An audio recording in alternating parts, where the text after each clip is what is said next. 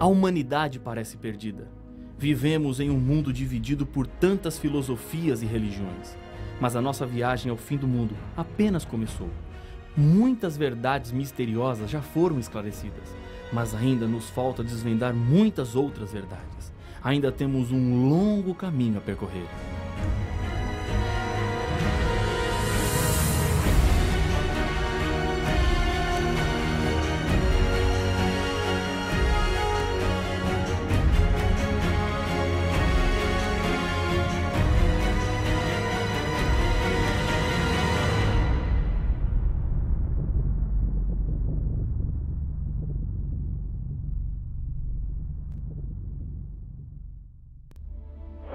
A maioria dos livros do Novo Testamento são cartas que foram escritas pelos santos apóstolos a várias congregações do passado, mas as mensagens não estão presas ao tempo, chegam até os nossos dias. O conteúdo dessas cartas é universal. Existe algo que faz do Apocalipse um livro realmente único. É a revelação de Jesus Cristo, expressa em cartas enviadas para 7 igrejas, situadas na Ásia, com instruções a elas, bem como mensagens proféticas aplicadas a 7 períodos específicos da história da igreja cristã. As cartas trazem mensagens que produzem crescimento e fortalecimento espiritual daquele que busca organizar a sua vida de acordo com as mensagens que vêm diretamente de Deus. Foram 7 igrejas que receberam as cartas de Deus: Éfeso, Esmirna, Pérgamo, Tiatira, Sardes, Filadélfia e Laodiceia.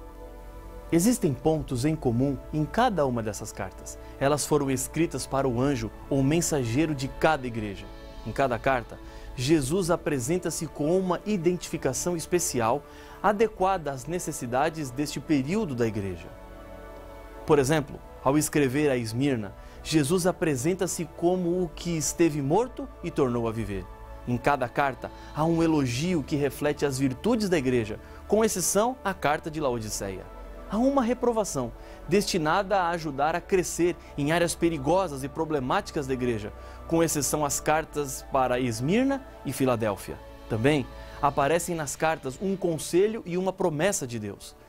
3 declarações aparecem nas mensagens a cada igreja e têm muita relevância e importância para os cristãos de todas as eras. Primeiro, conheço as tuas obras, conforme encontramos em Apocalipse capítulo 2, versos 2, 9, 13, 19, capítulo 3, verso 1, 8 e 15. Segundo, a expressão ao vencedor aparece em Apocalipse capítulo 2, versos 7, 11, 17 e 26, e no capítulo 3, nos versos 5, 12 e 21. Terceira expressão: quem tem ouvidos, ouça o que o Espírito diz às igrejas. Aparece em Apocalipse capítulo 2, versos 7, 11, 17, 29 e no capítulo 3, nos versos 6, 13 e 22. Dessas 3 declarações, surgem nitidamente 3 mensagens de Deus para todas as pessoas, em todos os tempos e em todas as épocas. 1. Deus me conhece totalmente e não posso enganá-lo. No Salmo 139, escrito por Davi, nos 3 primeiros versos, ele diz: Senhor, tu me sondas e me conheces. Sabes quando me sento e quando me levanto. De longe percebes os meus pensamentos. Sabe muito bem quando trabalho e quando descanso. Todos os meus caminhos são bem conhecidos por ti. Deus se importa com você. Tudo que está relacionado com a sua vida, Deus conhece. Ele sabe a sua dor e está sofrendo ao seu lado. E lhe diz: não desanime, jamais. E daí surge a segunda mensagem de Deus nas cartas, e que também nos fala. Quando Deus diz ao vencedor, Ele está dizendo que quer fazer de você um vencedor. Deus não te criou para ser um derrotado ou um fracassado. Em Filipenses capítulo 4, verso 13, a Bíblia nos diz que tudo posso naquele que me fortalece. A maior vitória que um ser humano pode alcançar é receber das mãos de Deus a vida eterna.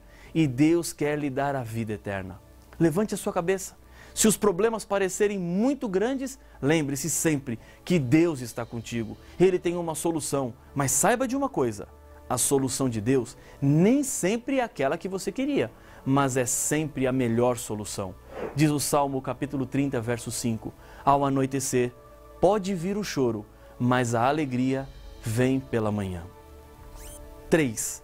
Para isso, devo sempre obedecer à voz do Espírito Santo de Deus. Ele não nos abandonou neste mundo sem nos mostrar claramente quais devem ser as nossas escolhas e decisões. Ele continua cuidando de tudo. As 7 igrejas que recebem as cartas formam a primeira série de 7 do livro do Apocalipse. As outras séries são os 7 selos, as 7 trombetas, as 7 pragas, as 7 bem-aventuranças. A repetição do número 7 nos sugere que ele representa um número simbólico no contexto da profecia.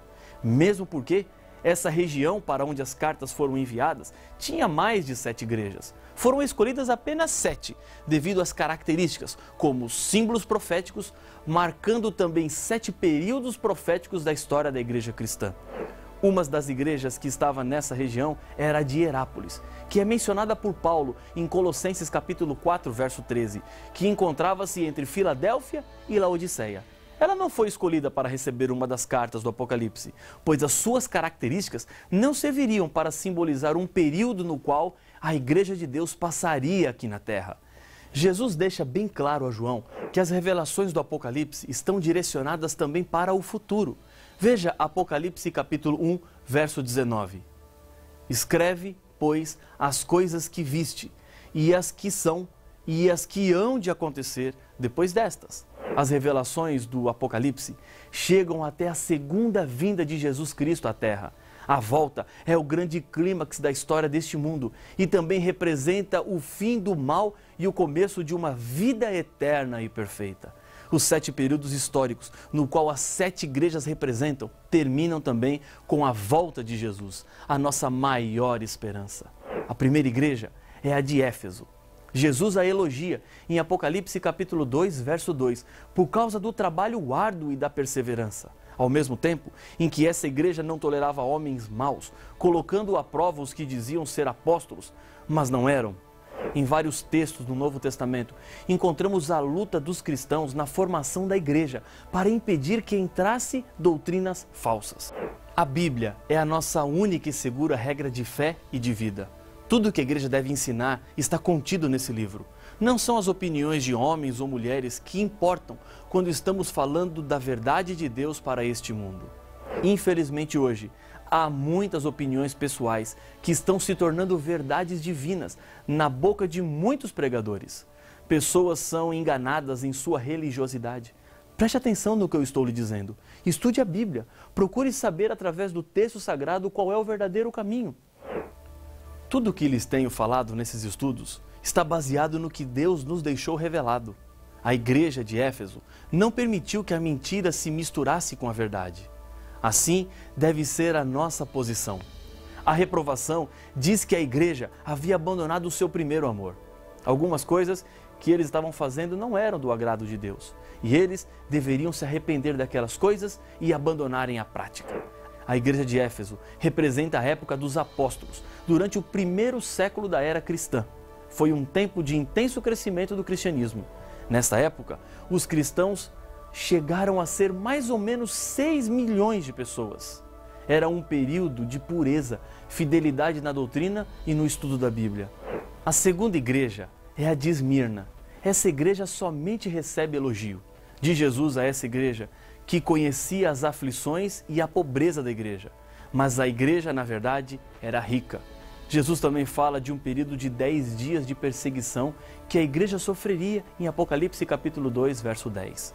A igreja de Esmirna marca um período de perseguições gerais.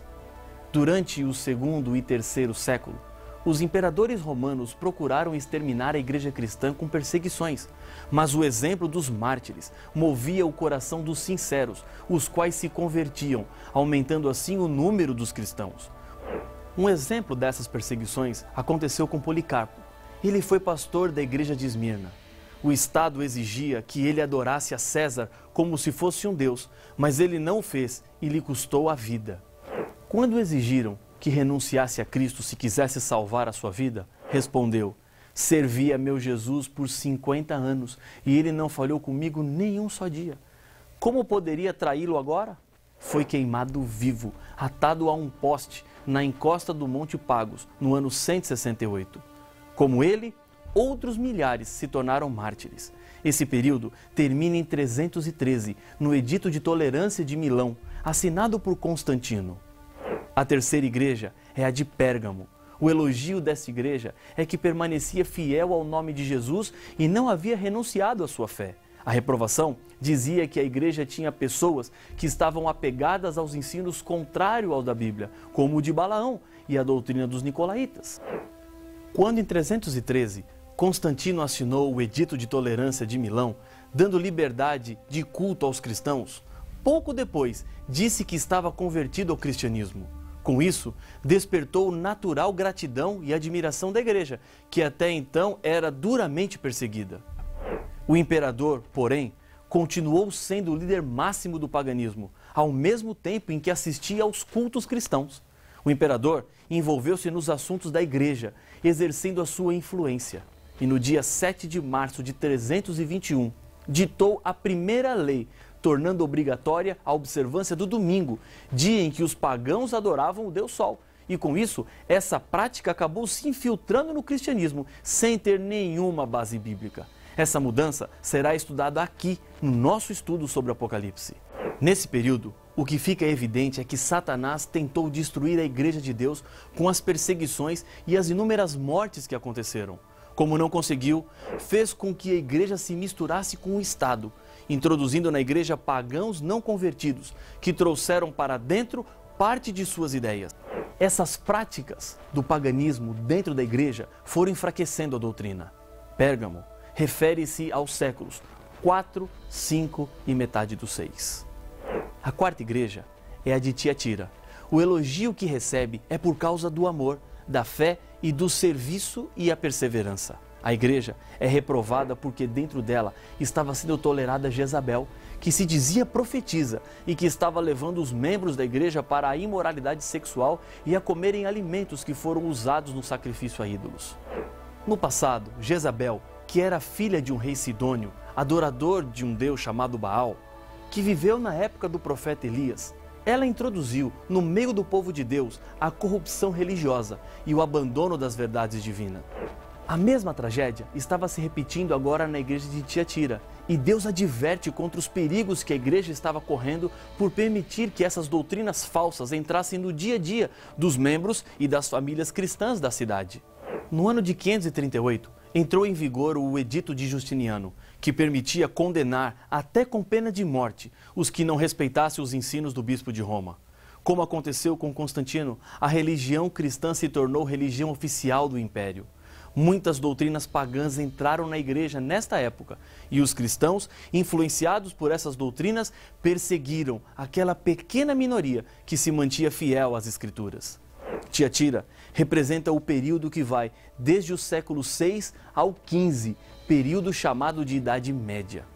Do século 4 ao século 15, muitas doutrinas passaram a fazer parte do cristianismo por causa da associação entre cristianismo e paganismo, e não possuem nenhum respaldo na Bíblia para acreditarmos desta forma. Algumas dessas doutrinas, além da mudança do sábado para o domingo, são oração pelos mortos e depois a canonização de santos mortos, doutrina do purgatório, uso de água abençoada, inquisição, confissão dos pecados a homens, os 7 sacramentos, entre outras. A quinta igreja é a de Sardes. Jesus apresenta primeiro a reprovação. A igreja de Sardes tinha a fama de estar viva, mas na verdade estava morta. Umas poucas pessoas na igreja não tinham se contaminado com a mentira e os enganos da época. A essas pessoas, Jesus assegura que estarão com ele vestidos de branco, pois eles são dignos. Sardes corresponde à igreja no século 17 e à primeira parte do século 18, quando a verdade bíblica começou a abrir caminho por meio da pregação dos reformadores. Entre os que se levantaram estava Martinho Lutero, que trouxe entre muitas contribuições a ideia de que o ser humano tem acesso diretamente a Deus para alcançar o perdão dos seus pecados, não precisando pagar nada a homens para alcançar o favor de Deus. A sexta igreja é a de Filadélfia. A igreja tinha pouca força, mas havia guardado as palavras de Deus e não negou o nome de Jesus. E só para esta igreja, Jesus não faz nenhuma reprovação. O nome Filadélfia significa amor fraternal. Representa a última parte do século XVIII e a primeira parte do século XIX, período correspondente com o nascimento da expansão missionária e a organização das sociedades bíblicas. Neste período, aprofundam-se os estudos dos livros proféticos de Daniel e Apocalipse. 3 datas aparecem como indicativas desse período. 1755, quando ocorreu o grande terremoto de Lisboa. 1798, quando houve o escurecimento do Sol e da Lua, chamado de Dia Escuro. E 1833, quando aconteceu a queda das estrelas. E então, a última igreja é Laodiceia. Contrário às outras, essa igreja não recebe de Deus nenhum elogio, mas uma repreensão sobre a situação da igreja, marcada pela mornidão. Não era quente e nem fria, e Jesus afirma que estava a ponto de vomitá-la. Jesus diz a essa igreja: eu repreendo e disciplino a quantos amo. Sê, pois, zeloso e arrepende-te. Apocalipse capítulo 3, verso 19. Apesar da triste condição de autossuficiência e miséria espiritual de Laodiceia, Deus continua a amá-la. Não tolera seus erros, mas dirige conselhos mais comoventes e lhe oferece entrar em comunhão íntima com Ele. Para isso, diz Jesus: eis que estou à porta e bato. Se alguém ouvir a minha voz e abrir a porta, entrarei em sua casa e cearei com ele e ele comigo. Apocalipse capítulo 3, verso 20. Este período da igreja vai até a volta do Senhor Jesus. E é exatamente nesse período da história que nós estamos vivendo. Os conselhos dados às 7 igrejas nos mostram que já estamos às portas do grande encontro com Jesus Cristo. Ele vai voltar e o que Ele mais quer neste momento é que você abra a porta do seu coração, pois se Ele ficar de fora, não existe como você se salvar. Ele está batendo a porta do seu coração. Abra para Jesus entrar. Ele quer transformar a sua vida. Ele quer lhe ajudar nos seus problemas, dar forças e sabedoria para escolher aquilo que é certo. Essa deve ser a sua decisão. Para confirmá-la, eu convido você a orar comigo. Senhor, neste momento eu sei que bates a porta de muitos corações. Continue insistindo. Entre nessas vidas, faça morada, mude o nosso ser.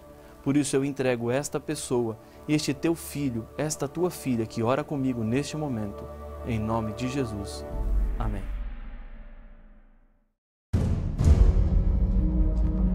O livro do Apocalipse, no primeiro capítulo, fala do momento da volta de Jesus.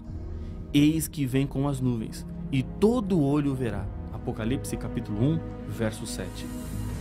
Mas quando Jesus retornará pela segunda vez? E como todos o verão? Como isso acontecerá? Para saber as respostas a estas difíceis questões, não perca o próximo episódio de Apocalipse, o fim revelado.